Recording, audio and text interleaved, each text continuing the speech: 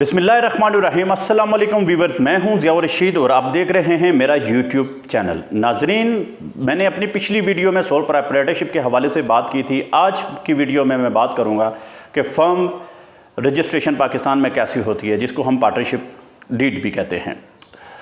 Video में आगे बढ़ने से पहले मेरी तमाम व्यूवर से दरख्वास्त है कि मेरी वीडियो को लाइक करना ना भूलिएगा, शेयर करना ना भूलिएगा और चैनल को सब्सक्राइब करना ना भूलिएगा। जल्दी से वीडियो शुरू करते हैं। नाजरीन, पार्टनरशिप का मतलब होता है जब दो या दो से ज़्यादा बंदे आपस में मिलकर प्रॉफिट शेयरिंग करते हैं और बिज़नेस करते हैं, उसको हम पार्टनरशिप कहते हैं।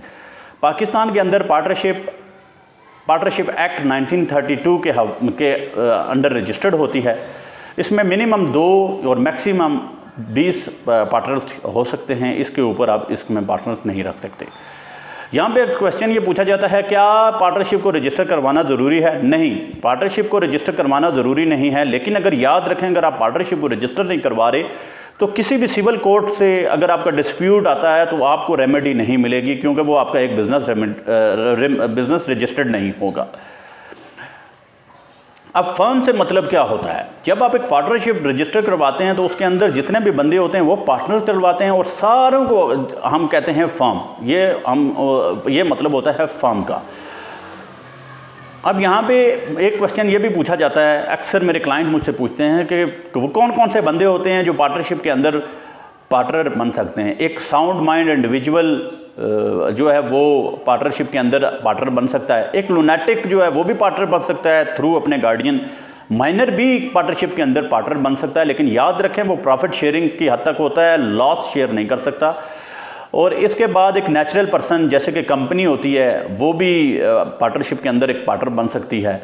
और इसके अलावा आप अगर कहें कि आर्टिकल ऑफ एसोसिएशन और कोई और फर्म जो है वो पार्टनरशिप के अंदर पार्टनर नहीं बन सकती, ये इसमें थोड़ी सी एक बाड़ है। जहाँ पे अक्सर ये देखने में आता है कि लोग क्वेश्चन करते हैं, क्या कोई फॉरेन में रहता हुआ बंदा हो जो फॉरेन रेजिडेंशियल हो और फॉरेन नेशनल हो, क्या वो भी पार्टनरशिप में रजिस्टर हो सकता है? तो जी नाजरीन, पाकिस्तान के अंदर लॉ में कोई ऐसी बार नहीं है कि उसको आप रजिस्टर ना करवा सकें। वो भी पाकिस्तान में एज ए पार्टनर रजिस्टर हो सकता है। अब फिर ये पूछा जाता है कि जी पार्टनरशिप का जो नाम होता है क्या वो भी सोल प्रोप्राइटरशिप की तरह यूनिक होना चाहिए? जी बिल्कुल, वो भी यूनिक होना चाहिए। इसमें भी आप ऐसे नाम नहीं रख सकते जैसे कि कायदे आज़म का नाम है, जैसे यूनाइटेड नेशन, जैसे वर्ल्ड हेल्थ ऑर्गेनाइजेशन, या फिर कोई भी ऐसा वर्ड जो कि प्रोविशनल गवर्नमेंट या फिर फेडरल गवर्नमेंट ने जिसके ऊपर बार लगाई हो, वो भी आप रजिस्टर नहीं करवा सकते ऐसे पार्टनरशिप का नाम। अब इसमें जो टैक्स के हवाले से पूछते हैं, अक्सर लोग क्वेश्चन करते हैं कि जनाब इसका टैक्स जो है वो कैसे फाइलिंग होती है? इसका हर पार्टनर इंडिविजुअली जो होता है वो खुद इसको वो फाइल करता है और वो प्रॉफिट भी लेता है और फिर वो उसको फाइल भी करता है। पार्टनरशिप जब एक दफ़ा यहाँ पे मैं आपको बताना ज़रूरी समझता हूँ कि रजिस्टर हो जाती है तो उसका ऑफिस आप पाकिस्तान में कहीं भी खोल सकते हैं, ओपन कर सकते हैं। अगर आपने पार्टनरशिप कराची में रजिस्टर करवाई हुई है तो उसका ऑफिस आप इस्लामाबाद में भी खोल सकते हैं, इसमें कोई बार नहीं है। पंजाब में खोलें आप या केपी में जाके खोलें, इसमें कोई बार नहीं है एनीवेयर, क्योंकि ये जो एक्ट है ये ऑल ओवर द पाकिस्तान जो है वो इसको देख रहा होता है। जहाँ तक अगर हम इसके एडवांटेजेस और डिसएडवांटेजेस की बात करें तो याद रखें नाजरीन, क्योंकि इसमें 2 बंदे होते हैं, ज़्यादा कैपिटल आ सकता है, इजी स्टैब्लिशमेंट है, इसके अंदर ज़्यादा बोरिंग कर सकते हैं हम, और हाई कैलिबर का एम्प्लॉय जो है उसको भी आप एज ए पार्टनर ले सकते हैं। और इसको एक ये भी बहुत बड़ा एडवांटेज है कि लेटर स्टेज पे अगर आपका बिज़नेस फ्लरिश कर जाता है तो आप इसकी लीगल स्ट्रक्चर जो है वो भी चेंज कर सकते हैं। ये इसका बहुत बड़ा एक पार्टनरशिप का एडवांटेज है। डिसएडवांटेजेस की बात करें तो इसमें भी सोल प्रोप्राइटर की तरह अनलिमिटेड लाइबिलिटी होती है। हर पार्टनर जो होता है वो अपने डेप्ट की हद तक ज़िम्मेदार होता है और इसके अलावा पार्टनरशिप के जो डेट होते हैं उसकी भी उसके ऊपर ज़िम्मेदारी होती है। और इसमें ये भी एक बहुत ज़्यादा रिस्क होता है कि डिसएग्रीमेंट हो सकता है बिटवीन द पार्टनर्स, लड़ाई हो सकती है। कोई पार्टनर कहता है ये होना चाहिए, दूसरा होना चाहिए। सारे पार्टनरशिप में सारे जो पार्टनर्स होते हैं वो क्योंकि काम कर रहे होते हैं एज ए फर्म के लिए काम कर रहे होते हैं, तो जो उनके एक्शंस होते हैं उसके भी आपके ऊपर जवाबदारी आ सकती है, लाइबल हो सकते हैं आप इसके। ये भी एक इसका डिसएडवांटेज है।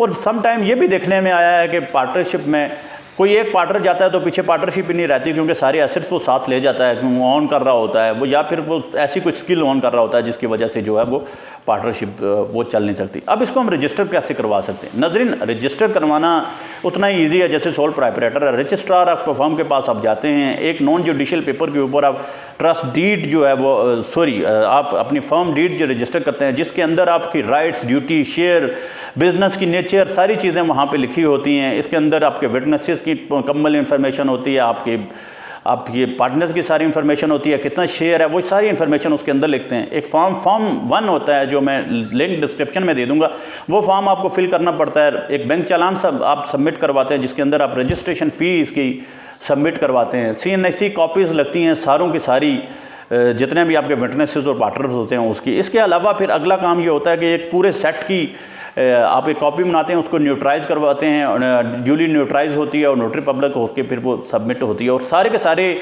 जो पार्टनर्स होते हैं वो अपीयर होते हैं रजिस्ट्रार ऑफ फर्म्स के पास।